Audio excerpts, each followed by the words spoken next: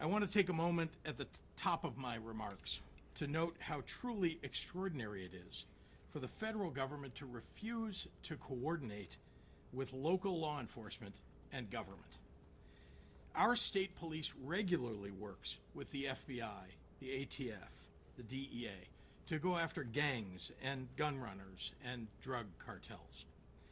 Under previous White House administrations, we regularly received notice and worked together on crime-fighting operations. This city has hosted major political conventions, flashpoint events like the NATO conference, and huge sports and entertainment gatherings over the years and across many presidential administrations. All those events required significant coordination between all levels of government. Some, like the Democratic National Convention last year, even required a limited deployment of the Illinois National Guard for broad security purposes, including especially preventing terrorism. For that four-day event, there were conversations and meetings that began 1 year before the convention between my office, the mayor's office, the county board president's office, CPD, state police, the FBI, the Secret Service, and the Department of Homeland Security. The mayor and I were briefed at the highest levels of government, and we pledged unwavering support in the effort to pull off a convention that kept attendees safe and protected the rights of all citizens to express their First Amendment rights. The convention was a true success because of that collaboration. Fighting crime requires coordination. We have experienced nothing like that over the past several days and weeks. On Saturday, the head of the Illinois State Police received a phone call from CBP's Chief Patrol Agent, Gregory Bovino, indicating that ICE would be deploying to Chicago. It's the first outreach we have received from the Trump administration on this topic. Bovino was short on details and long on rhetoric. So in the absence of significant federal coordination, we've gathered information from unauthorized patriotic officials inside the government and from well-sourced reporters about Donald Trump's plan, which is to deploy armed military personnel to the streets of Chicago. I'm aware that the President of the United States likes to go on television and beg me to call and ask him for troops. I find this extraordinarily strange, as Chicago does not want troops on our streets. I also have experience asking the President for assistance, just to have the rug pulled out from underneath me when execution meets reality. I refuse to play a reality game show with Donald Trump again. What I want are the federal dollars that have been promised to Illinois and Chicago for violence prevention programs that have proven to work. That is money that Illinois taxpayers send to the federal government, and it's an insult to any and every citizen to suggest that any governor should have to beg the president of any political party for resources owed their people. I'd like to ask a question of my own, and it's one the press should be asking as well. When did we become a country where it's okay for the U.S. president to insist on national television that a state should call him to beg for anything, especially something we don't want? Have we truly lost all sense of sanity in this nation, that we treat this as normal? As I have done since becoming governor, I've been reflecting on my responsibilities to the people of Illinois. And one of those duties is to share with the public exactly what we know. In the coming days, we expect to see what has played out in Los Angeles and Washington, D.C., to happen here in Chicago. First, Donald Trump is positioning armed federal agents and staging military vehicles on federal property, such as the Great Lakes Naval Base. It is likely those agents will be with ICE, Customs and Border Patrol, the Department of Homeland Security, and other similarly situated federal agencies. Many of these individuals are being relocated from Los Angeles for deployment in Chicago. We believe that staging that has already begun started yesterday and continues into today. Second, unidentifiable agents in unmarked vehicles with masks are planning to raid Latino communities and say they're targeting violent criminals. As we saw in Los Angeles, a very, very small percentage of the individuals they will target will be violent criminals. Instead, you're likely to see videos of them hauling away mothers and fathers, traveling to work or picking up their kids from school. Sometimes they will detain, handcuff, and haul away children. They are law-abiding individuals who pay taxes and contribute to the communities who feel safe going to work and attending mandatory immigration check-ins. In other words, they're following the law. We have reason to believe that Stephen Miller chose the month of September to come to Chicago because of celebrations around Mexican Independence Day that happen here every year. It breaks my heart to report that we have been told ICE will try and disrupt community picnics and peaceful parades. Let's be clear, the terror and cruelty is the point, not the safety of anyone living here. Third, as lawful citizens exercise their First Amendment rights, Trump and his team will be looking for any excuse to put active duty military on our streets, supposedly to protect ICE. We have reason to believe that the Trump administration has already begun staging the Texas National Guard for deployment in Illinois. I want to be very clear on this point, and I want to speak directly to the press right now. We know before anything has happened here that the Trump plan is to use any excuse to deploy armed military personnel to Chicago. If someone flings a sandwich at an ICE agent, Trump will try and go on TV and declare an emergency in Chicago. I'm imploring everyone, if and when that happens, do not take the bait. Lastly, after about 30 days or so, we believe that they will pick up all of those resources that they send here to Chicago and send them to the next city in a blue state, ignoring cities in red states with higher violent crime rates than we have. None of this is about fighting crime or making Chicago safer. None of it. For Trump, it's about testing his power and producing a political drama to cover up for his corruption. If you need any proof of this, that it's all a big show, well, look at who they're putting in charge. Gregory Bovino, a guy who desperately wants to be a reality TV star. He led the cruel adventures of ICE in Los Angeles, and he's been sent here to do the very same thing. Go look at his social media. He terrorizes innocent people and then posts on TikTok edits of himself. Apparently, this is a Trump administration norm, because the last time we saw staged major ICE raids in Chicago, they sent Dr. Phil here to embed with the agents so he could get views and likes for his social media. When Bovino pulled these stunts in LA, people got hurt. 2 innocent people died trying to flee his masked agents. ICE opened fire on a vehicle without dangerous provocation. They detained a disabled 15-year-old, drew their guns on him. They have ripped mothers away from their babies and handcuffed 10-year-olds. In Washington, they pulled over firefighters headed to fight an actual wildfire and detained 2 of the firefighters on duty in that effort. And they want to bring all of that to Chicago. During one of Bovino's raids, U.S. Customs and Border Patrol's own data indicated that their officers had no prior knowledge of criminal or immigration history for 77 of the 78 people arrested.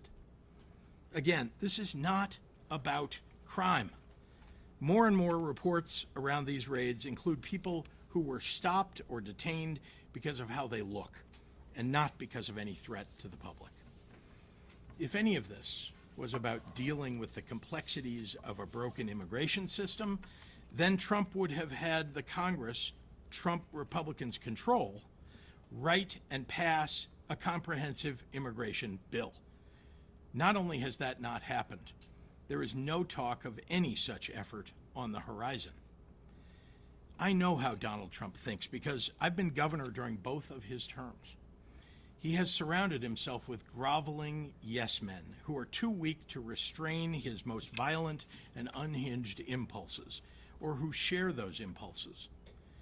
As a governor who cares about the well-being of my people, I can't live in a fantasy land where I pretend Trump is not tearing this country apart for personal greed and power. I have to deal in facts, and here they are.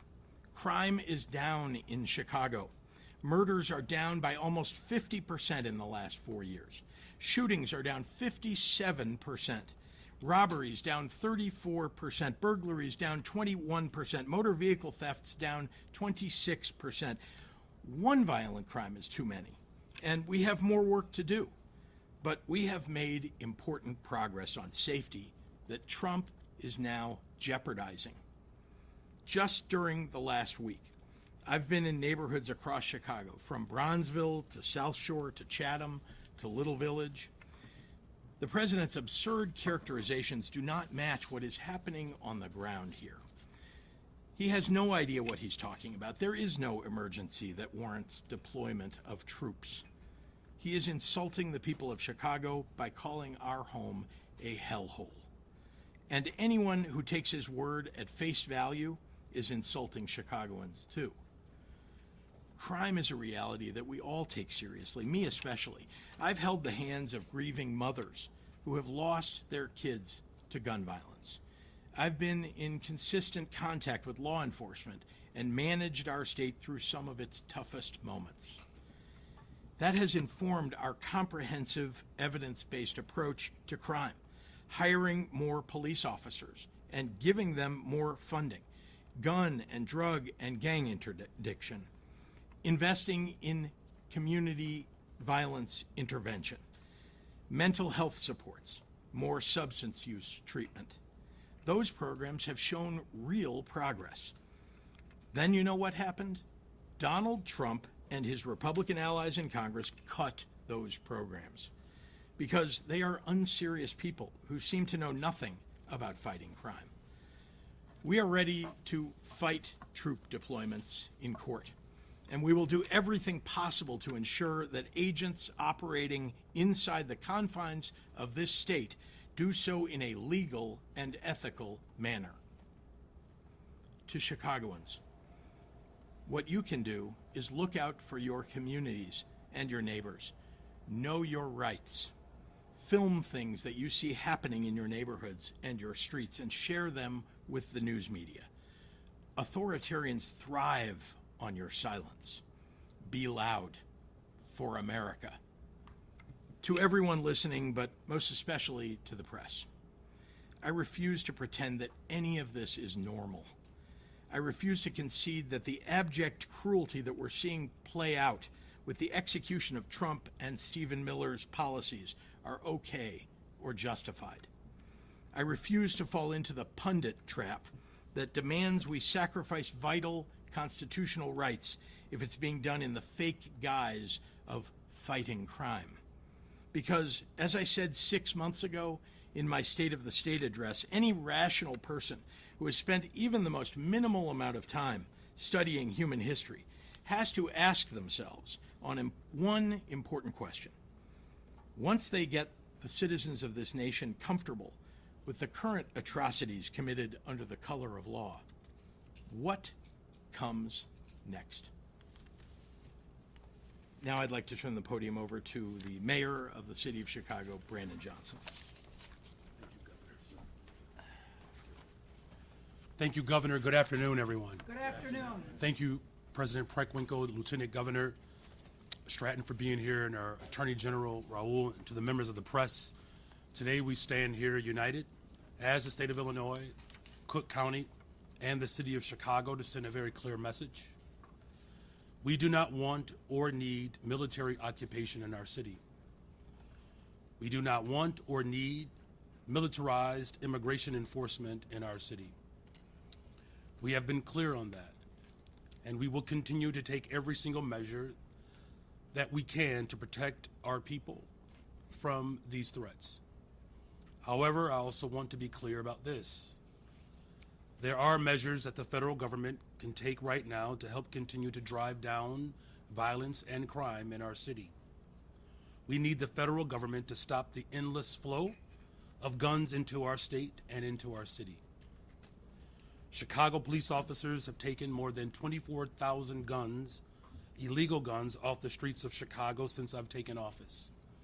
Over 24,000 illegal guns taken off the streets of Chicago since I've been in office.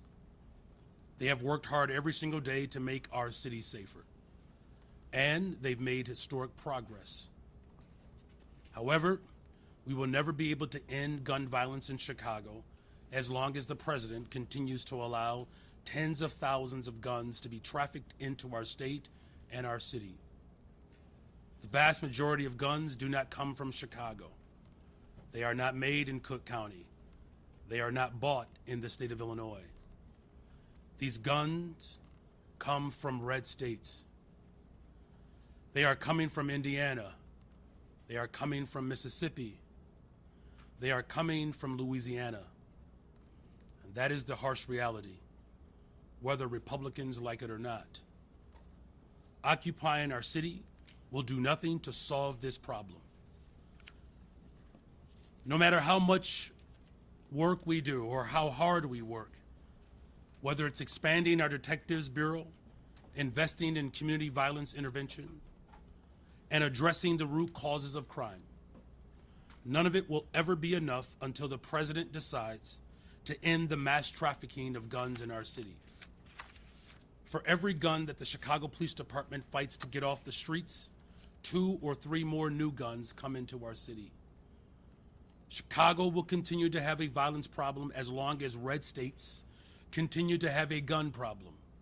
Shootings will continue as long as this presidential administration continues to put politics over people.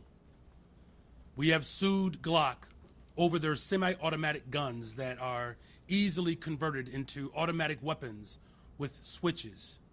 We have taken down gun stores in Indiana that illegally sell thousands of guns to traffickers who move them into Chicago. But whatever we shut down, and whenever we do this, another one pops up.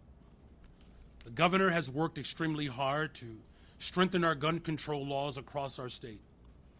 And as much as we would like to, we cannot send officers across state lines to stop this problem at the source. We only have jurisdiction over our own city.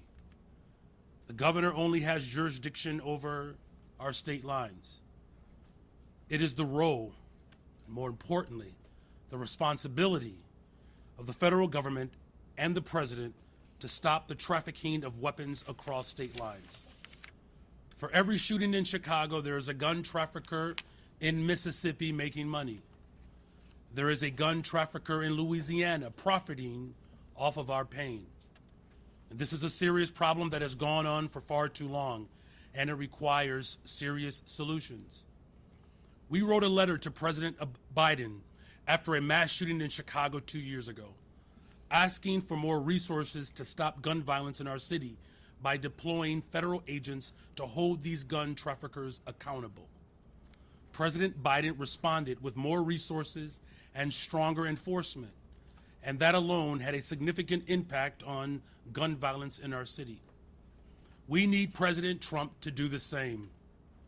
Instead of using militarized ICE agents to terrify our communities here in Chicago, instead of sending in Border Patrol to our city to detain mothers and fathers who have called Chicago their home for decades, working class people who pay their taxes and make our communities stronger, they should direct those resources to taking down gun traffickers so that we can finally put a stop to the violence. If the Chicago Police Department had a fighting chance, we could end gun violence in Chicago. But as long as this president allows hundreds of thousands of guns to come into our city, we will always be fighting an uphill battle. And so our call to the president and to his fellow Republicans who want to weaponize the tragedy of gun violence, the Republicans who want to use the pain of families who have lost loved ones to shootings, and who want to use our city as a punching bag. Our response is that they should get their own house in order before they say anything about the city of Chicago. We have done tremendous work with the Bureau of Alcohol, Tobacco, Firearms, and Explosives, ATF in Chicago. On August 4th, ATF worked with the Chicago Police Department to take 171 guns off the streets in just one action. They took 64 machine gun switches. These are devices that turn guns into automatic weapons, and they are almost always found on the scene of mass shootings in our city. These guns are linked to shootings and homicides in Chicago going all the way back to 2017, including the killing of a 14-year-old boy. So my question is, why did Trump cut $468 million from ATF's budget in his nasty signature bill? Why did he cut funding for the agency responsible for getting guns off our streets by almost 30%? Why did he cut 1,465 positions from an agency that is so critical to reducing gun violence? They cut funding from the agency that is actually stopping gun traffickers so they could increase funding for ICE and Border Patrol. I'm going to repeat that again so that it sinks in. Trump gutted the agency that actually catches gun traffickers just so that he could hand money to ICE and Border Patrol. This president doesn't care about gun violence. He just wants his own secret police force that will do publicity stunts whenever his poll numbers are sinking, whenever his jobs report shows a stagnating economy, whenever he needs another distraction from his failures. That's what this is about.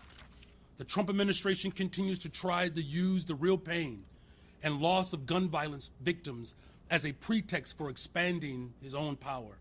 Unfortunately, even some elected officials in our city and state have parroted these lies. But here's the truth. Donald Trump is the last person in America who cares about families on the south and west side of Chicago, those who are dealing with violence on a regular basis. He's the last person.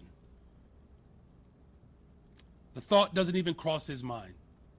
If he did, he wouldn't have cut $800 million from violence prevention organizations.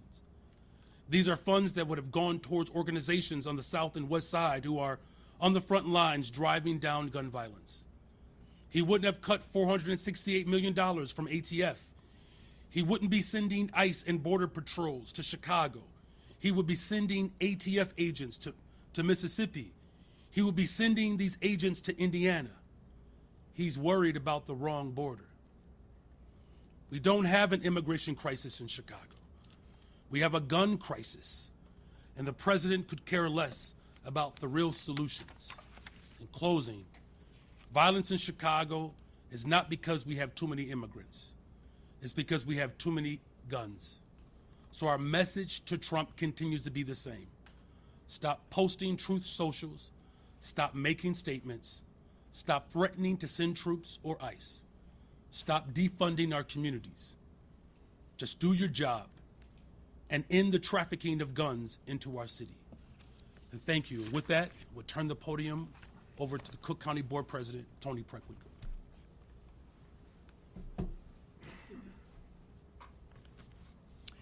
Good afternoon. Good afternoon. I want to thank all of you for being here today.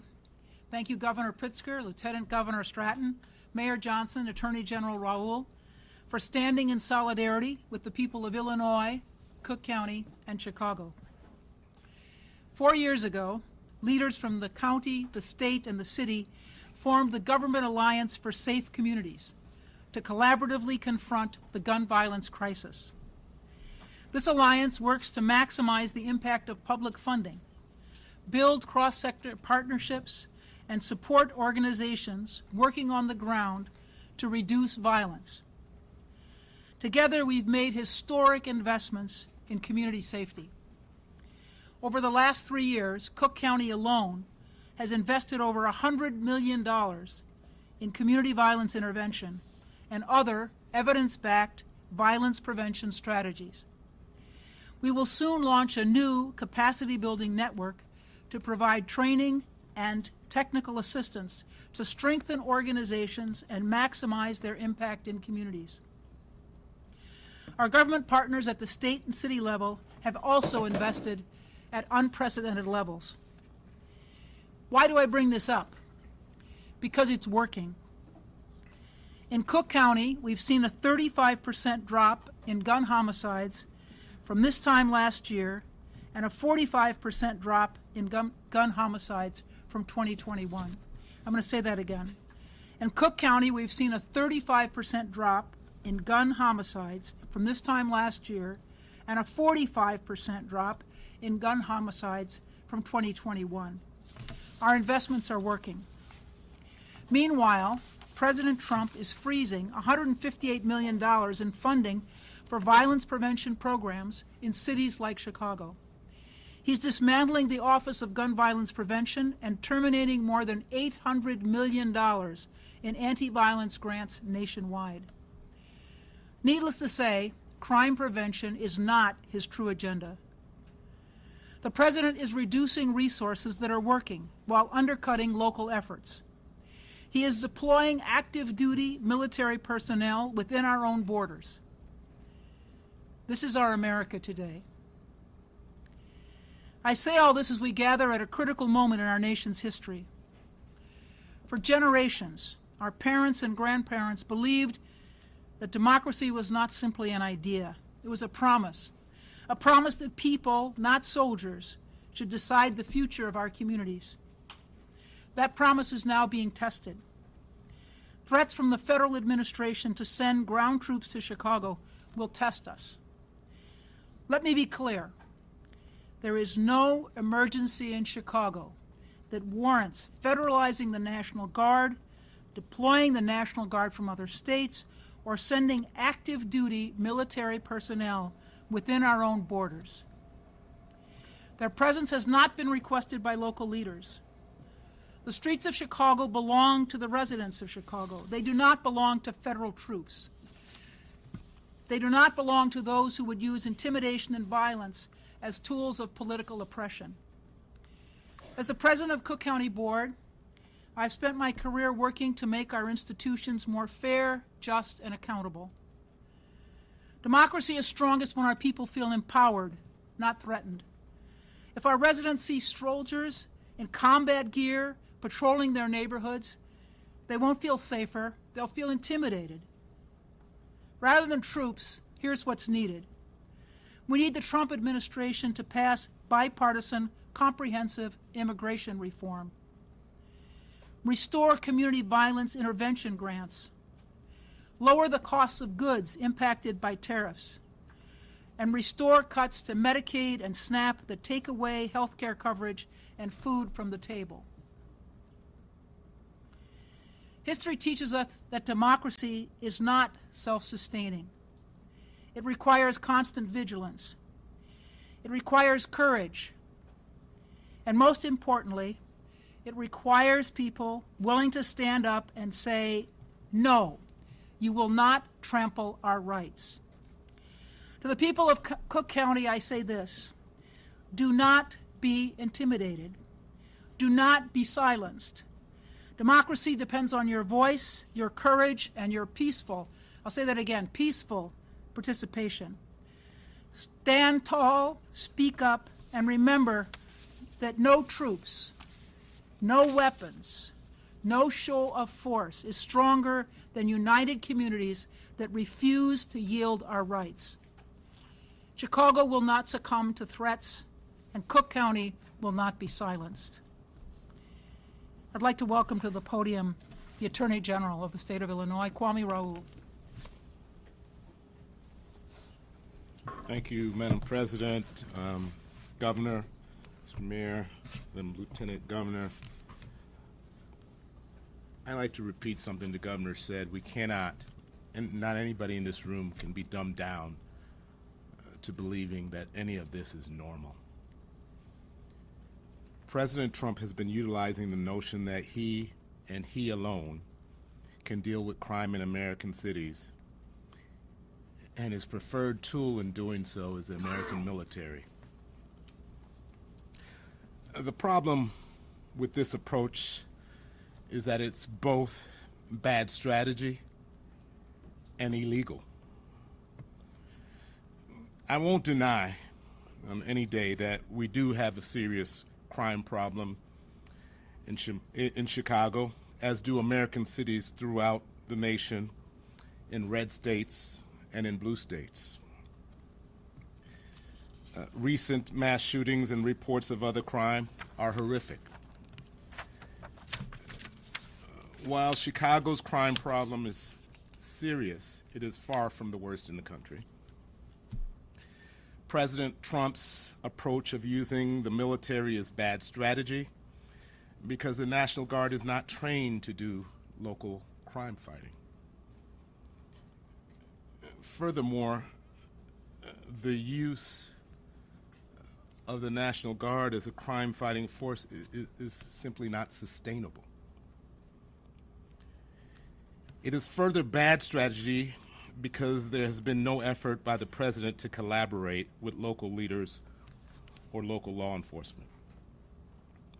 Collaboration and a comprehensive approach is critical to successful crime fighting. Since the outset of my tenure as Attorney General, I and other local law enforcement partners have worked closely with federal law enforcement partners, including the FBI, DEA, ATF, Secret Service, and others, to investigate and prosecute criminal activity in Illinois. This one-team approach to fighting crime, utilizing combined intelligence, experienced, well-trained agents and officers, and state-of-the-art technology has yielded great results. It, combined with the investment in community violence interruption and providing for victims of crime, has led to a significant reduction in crime. If President Trump wanted to contribute to fighting crime in Chicago, he would steer more resources to these federal agencies that are collaborating with local law enforcement instead of dramatically cutting their budget.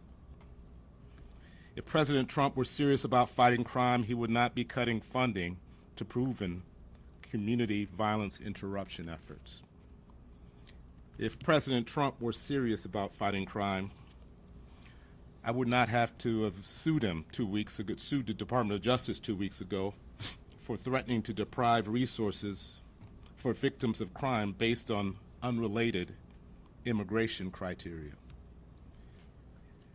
If President Trump were serious about fighting crime, he would not enter into collusive settlement to put machine gun trigger reset back out onto the street, devices back out onto the streets. President Trump's plan is not only bad strategy, but it is illegal.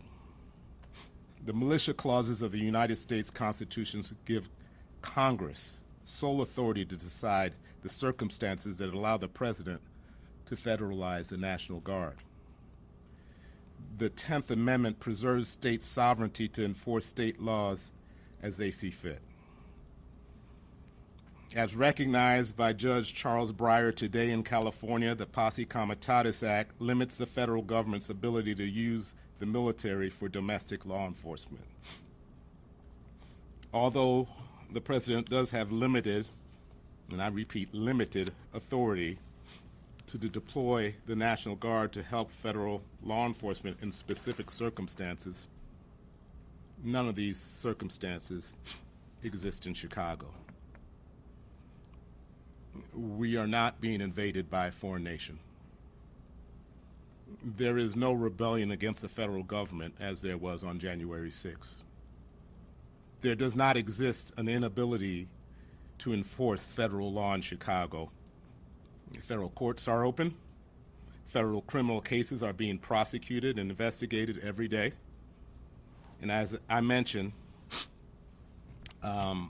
federal criminal investigations in collaboration with local law enforcement are taking place on a daily basis. The President has failed to establish that any of these prerequisites required by Congress through the Posse Comitatus Act exists. Let's be clear. The President's plan is not about fighting crime. It's purely performative. He wants to demonstrate a show of military force towards American citizens as we would only see in authoritarian countries like China, North Korea, or Russia. He is hoping to sow chaos by inciting out-of-control protests.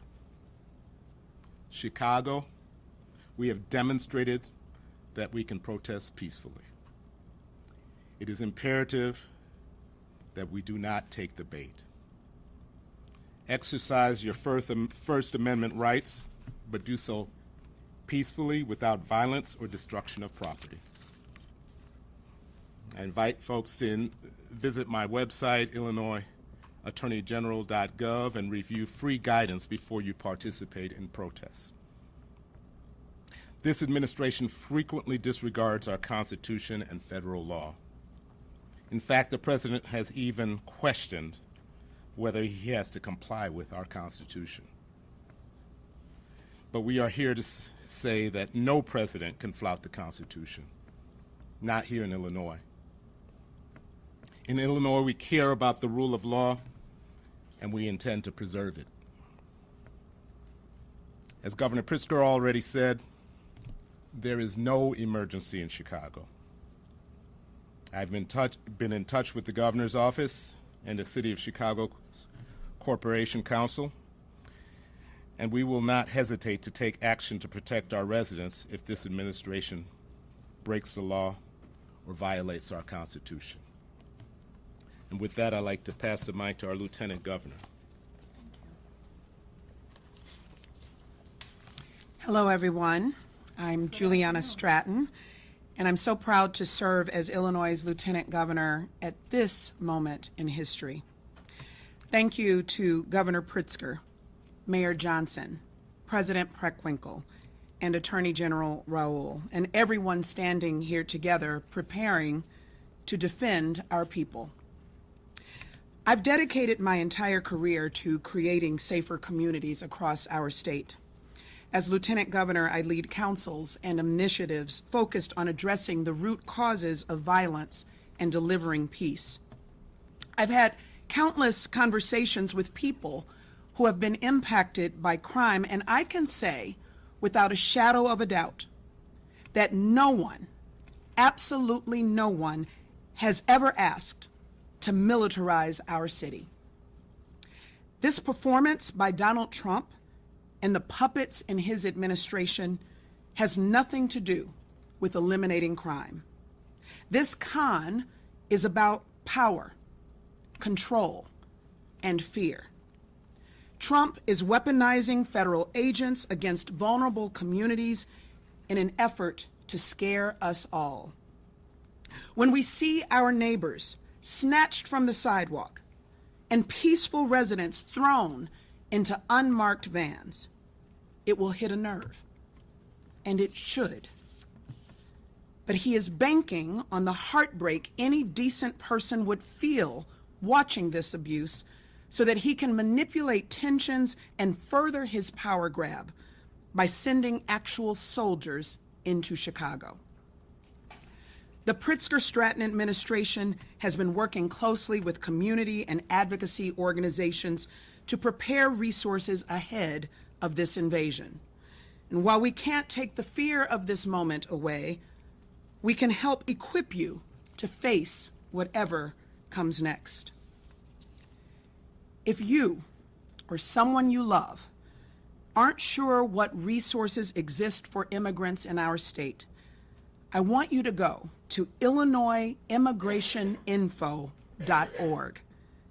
Let me repeat that, IllinoisImmigrationInfo.org. On the front page, there's a red button that says Learn Your Rights. That takes you to a complete Know Your Rights toolkit where you can access specific guidance for different scenarios. Also on that front page is a red button that says Get Legal Help. If you or someone you know needs an immigration lawyer, this page has resources for finding representation.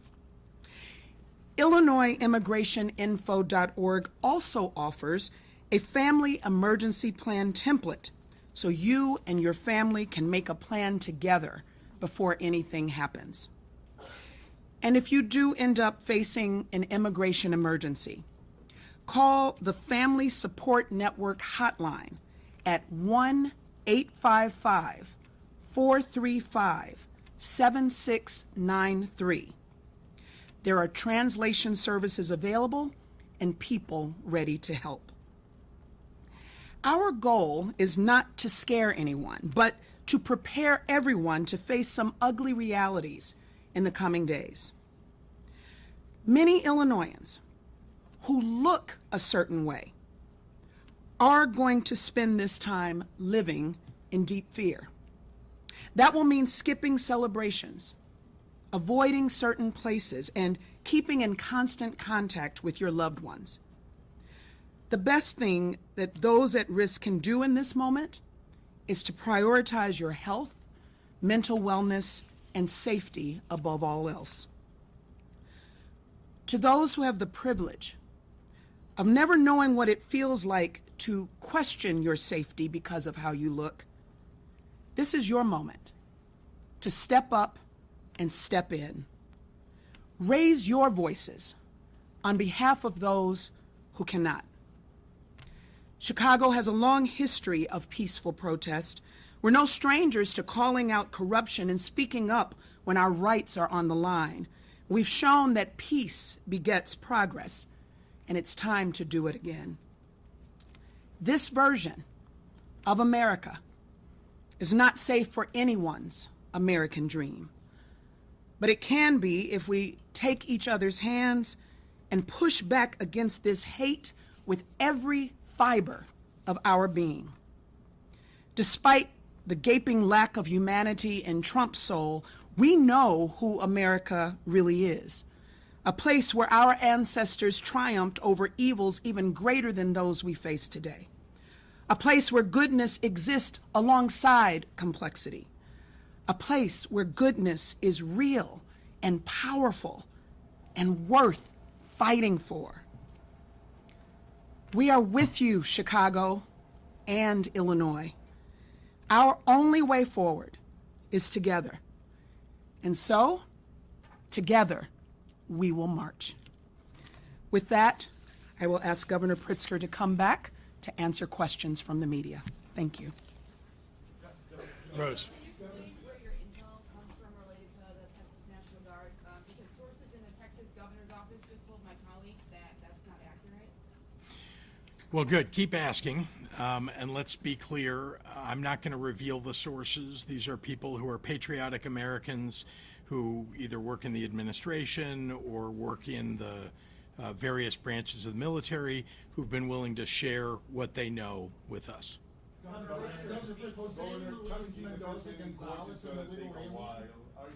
Say that again, I'm sorry.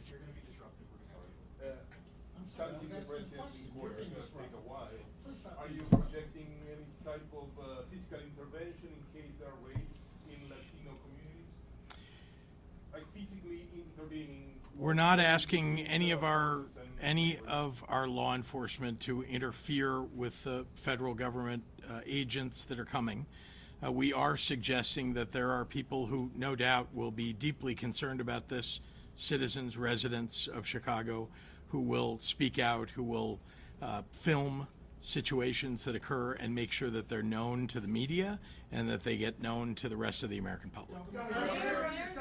Sorry, check.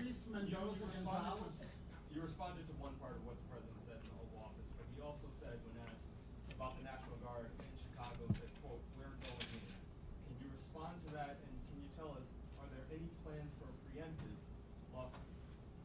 Well, there's no such thing as a preemptive lawsuit. If something occurs that trips the wire that allows us to go into court, and I'll just look at the Attorney General when I say this to get his confirmation, we absolutely will go into court, but that hasn't occurred yet. His comments aren't enough to trigger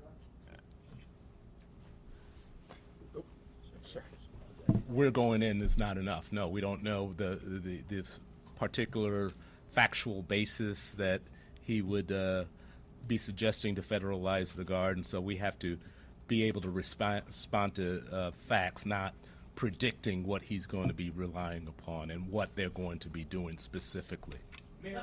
And sorry, just to answer the first part of your question, yeah, he said they're sending in troops. I just confirmed for you that we had heard that already, and so we knew that. I want to make sure that whenever we have information, that we share it with the public, make sure that they know, because they need to protect their own rights. Chris. Can you elaborate on the information that you used at the beginning of your address about things that are going on right now, mobilization that's underway right now? What specifically is underway right now? Well, we're aware from some media reports, as well as from reporters who have pretty good sources, that they, in fact, have gathered ICE agents and military vehicles, and that there are more ICE agents that are on the way. And again, many of the people who are coming seem to be coming from Los Angeles and having been part of that raid. So if you want to look at what it is that they're planning to do, you could just look at what they did in Los Angeles. Paris. Mayor, can I ask you? Mayor Johnson, Mayor, wait, I'm sorry, Mayor, can you, will the Chicago Police Department, will the superintendent be authorized to actually arrest federal agents that violate municipal code now on masks and identification? What you've already seen with our executive order, we made it very clear what the distinction has to be. The local police department's responsibility is to protect the residents of the city of Chicago. That's what their role is, that's what the responsibility is, that's what they'll maintain. The whole point of this is to, ensure that all of the residents across the city of Chicago understand and know the distinction between what the federal agents are engaged in the role of the local police department. If these federal agents decide to work against what our local authority is, we'll use every single tool that is available to us. If you look at the ruling that just took place in Los Angeles, it actually cites what my executive order had already exposed. Mayor, this is we can Why are violent criminals allowed to wear masks in Chicago, but you don't want Do you the think it's ICE unfair to agents to wear overlook our masks? recent Plaza Oh, I'm congress sorry, could you in just light call of a me? more violent than usual No, holiday you're not weekend, or gonna do you call think me. this weekend was a setback? Well, look, every time someone is shot, every time someone loses their life to violence, it's a tragedy. My heart breaks every single day when these tragedies occur. But as far as the work that we are doing to drive violence down in the city of Chicago, it's why I'm even more committed after a weekend like the one we just experienced. The fact of the matter is that we have illegal guns that are being trafficked in our city. That's the problem, right? We have done everything in our power locally, getting guns off the streets of Chicago, revamping our detectives bureau. We have a clearance rate of 76%, so we're solving violent crime in Chicago. And look, these are my neighbors. Right? These are my neighbors. I wake up on the west side of Chicago, and neighborhoods across the south side of Chicago have dealt with violence for 60 years. The progress that we are making doesn't mean that we stop. There's more work to do, and I'm going to continue that work. Thank you. Mayor Johnson, what do you say to people who might look at how D.C. has seen a reduction in violence? And those who might wonder, had the Guard been here this weekend, 58 people might not have been shot and 8 of them might not have been killed. Well, if you look at what's happening in D.C., I believe the vast majority of the interactions were for traffic stops and misdemeanors. No one is asking for that in Chicago. In fact, the amount of money that is being spent by the federal government If we were to have those resources in Chicago right now, I could reopen every single mental health clinic that was closed. I can hire every single young person that was looking for a job. We could double the amount of individuals who are serving as CVI workers. Here's the harsh reality. What the president is proposing does not set us up for long-term sustainability. He's not serious, because here's another question I would ask. If he was serious, why would he cut 30% from the ATF budget that we have been working with over the course of my administration to get illegal guns off the streets? Yeah. Mayor Johnson, over 4,000 people have been shot. Yes, yes, ma'am. Yeah, hi, so. Is this for the governor? Yes. Okay. All right. Sorry, you mentioned, that, you have been, concerned that that Chicago was targeted because of Mexican, the Mexican Independence Day festivities. Can you speak to any precautions that you're advising for those organizations that are planning those events, or any kind of conversations that you're having about those? We're learning more about it. It's been mentioned as some of the aim of Stephen Miller. I have not heard that yet from ICE, but we know that what Stephen Miller wants to have happen with ICE is usually what happens. So we're deeply concerned about it. No doubt the mayor, our state police, our CPD, all are going to be on guard, thinking about how do we preserve the lives of and the livelihoods of and protect the people of the city of Chicago in a circumstance where they're simply celebrating their heritage. They shouldn't be interrupted in this way. This is an aim of this government. They don't actually care if you're here and undocumented. They just care if your skin color is a little off of theirs and that you're Latino. They're going to just target you without knowing anything. By the way, does anybody in this room walk around with citizenship papers? I mean, really, none of us have citizenship papers on us. So the question is, they're going after these people, rounding people up, throwing them into vans without telling their families, without reading them their rights, taking them off the streets in masks, in unmarked cars. I mean, this is what's happening in the streets of the nation. And what we need to do is step back and ask, is this president following the law in what he's doing? Is ICE following the law? And all of us need to speak up and speak out about the assault on just regular residents who are following the law, who are going to work, paying their taxes, who've been around in our city for 10, 20, 30 years. We ought to be protecting those people. And if they want to celebrate Mexican Independence Day, they ought to be able to do that without being terrorized by ICE. Yeah, Olivia. Some weeks ago you called for mass disruption, fighting everywhere all at once. Today you said, don't take the bait. They're going to want to send in more troops. What exactly are you suggesting that Chicagoans do it or don't do? And just to follow up on the last question, are you suggesting that people change their plans for Mexican Independence Day and that sort of thing? Not suggesting anything about that. Certainly the Chicago Police Department, the city of Chicago that's hosting the Mexican Independence Day events will work with state police and others to determine how that ought to be handled. Sorry, your first question is just the focus from what I said a few weeks ago, or actually a couple of months ago. Yeah, guess what? People ought to be speaking out about what this administration is doing. I'm doing it from this podium, but people can go protest. People are holding up signs on street corners with their friends to protest. There are thousands of people, indeed millions of people, that showed up for No King's Day. And I'm encouraging people to peacefully, have said that all along, megaphones, microphones, go to the ballot box. Those are all the things that I said. Let's be clear.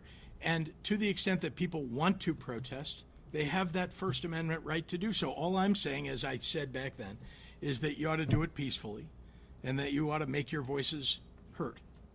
Yeah. Thank you. Thank you.